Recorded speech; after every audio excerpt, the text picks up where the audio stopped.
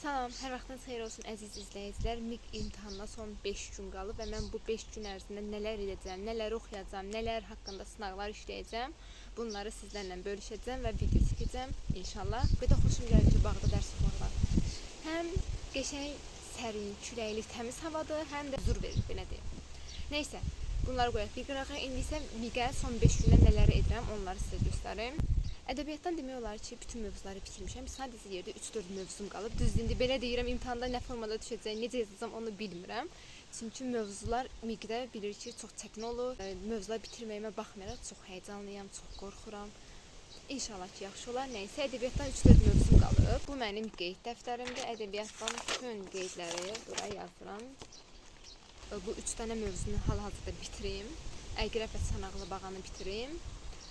Ağac təmsilini bitirim. Bir də Məmməd Araz Dünyam Mənim şeirini bitirim. Digərinə isə Dədə Qorqudla Koroğlu axşam onu gecə oxuyacağam ki, sabah səhər təhlil edim. Deməli, mən az əvvəl dediyim kimi 3 mövzumu yazıb bitirdim, gəldim. Hansı mövzular idi? Əqrəb və Çanaqlı. Daha doğrusu 3 yox, 4 mövzu mən işlədim. Əqrəb və Çanaqlı Bağanı yazdım. Ağac təmsilinin qeydlərini yazdım. Kəkzan və Qarışqanı yazdım. Bir də Məmməd Araz Azərbaycan Dünyam Mənim şeirinin qeydlərini yazdım. Nədən danışılır, hansı növdən, hansı vəzində, hansı formada? Zəhalətdən danışılmır. Bəli, Məmməd Araz Dünyam Mənim şeirində zəhalətdən danışılır. Orada ifadə verir, 1000 illərdə zülmətdəyik. Bu nə deməli? Yəni zəhalətdəyik 1000 illərdir. Təmsillərdəki başlıca fikir nədir? Hansı təmsildə dostluqdan söhbət gedir, hansı təmsildə belə deyək, tənbəllik və zəhmətkeşlik qarşı-qarşıya durur, hansında bunu sizə də sual verim və cavabın da özüm deyim. Kərkidan və Qarışqada zəhmətkeşliklə tənbəllik qarşı-qarşıya durur demək.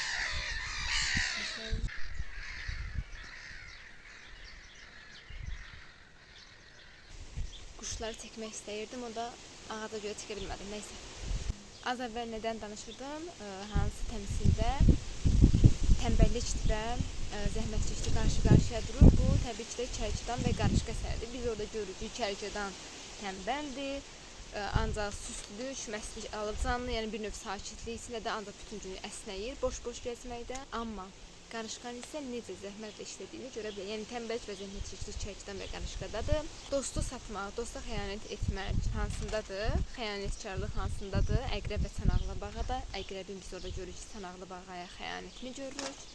Sonuncu qeyd etdiyim isə ağac təmsilidir. Ağac təmsilində də biz 3 dənə obrazı gördük. Kəndi obrazını gördük, ilan obrazını gördük, bir də ağac obrazını gördük. Və onu da qeyd edim ki, əsərin sonunda müdrik ifadələr müəllifin dilindən yox, İlanın dilindən verilir. Yəni müəllif özü çatdırmaq istədiyi fikirləri ilanın dili ilə bizə çatdırır.